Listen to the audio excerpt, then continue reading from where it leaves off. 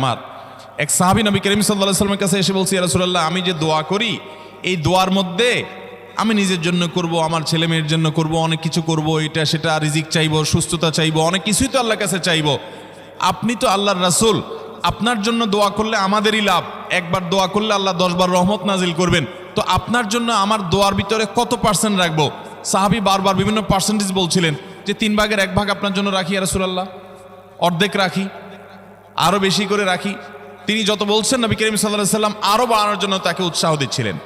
এক পর্যায়ে যখন তিনি বললেন, ইয়া রাসূলুল্লাহ, আমি আমার কোন দোয়ার সবটুকু যখন আপনার জন্য নিবেদন করব, আমি কোন একবার যখন দোয়া করব, দোয়া শুধু আপনার জন্যই করব যখন, অর্থাৎ পিওর দরুদ যখন পড়ব, নিজের জন্য আর কিছু চাইব না, শুধু আপনার জন্যই যদি চাই কোনোবার, তাহলে তখন নবী করিম সাল্লাল্লাহু আলাইহি ওয়াসাল্লাম বলেছেন, ইদান তুকফা হাম্মুক ওয়া তুগফার যামবুক, তাহলে তোমার সকল পেরেশানি থেকে উদ্ধারের জন্য এই দুরুদটাই যথেষ্ট হয়ে যাবে।